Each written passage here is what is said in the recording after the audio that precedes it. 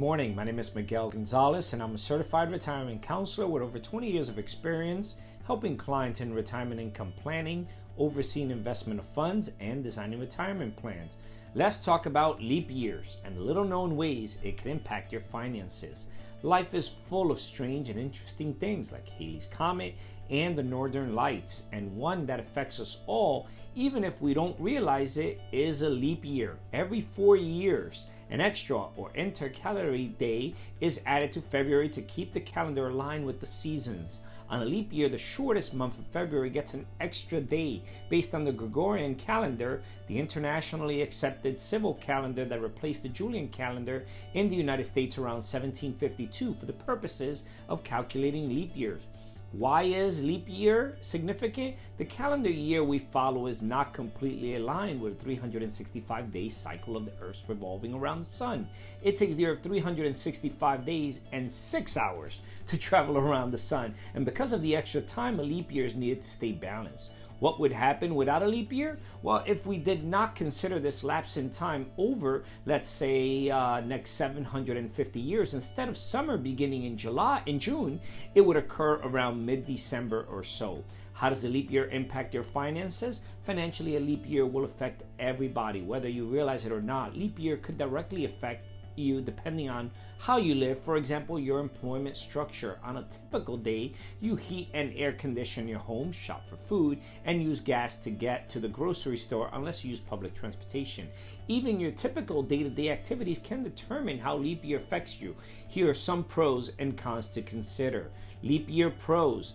Individuals who use public transportation or parking essentially get a free day of usage, as the extra day is not accounted for in the monthly billing calculation. Take the money you save that day and maybe pay down a bit of debt.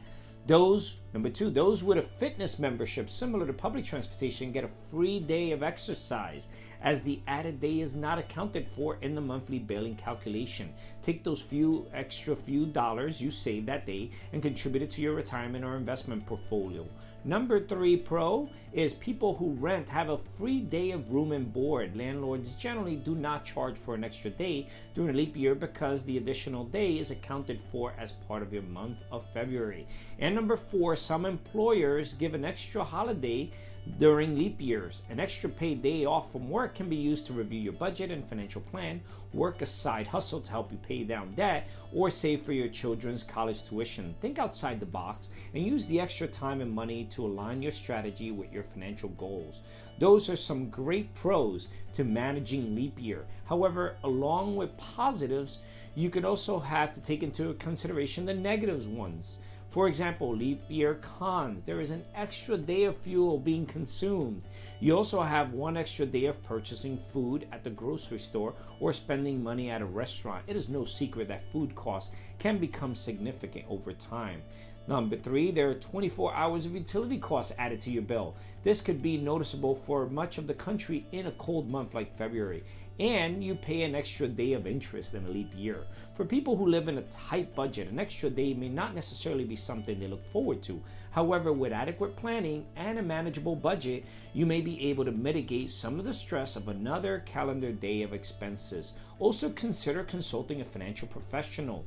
Consider consulting a financial professional who can work with you on a budget, an investment, or saving strategy. They can offer tips on managing extra money that comes in, for example, from working an extra day because of a leap year.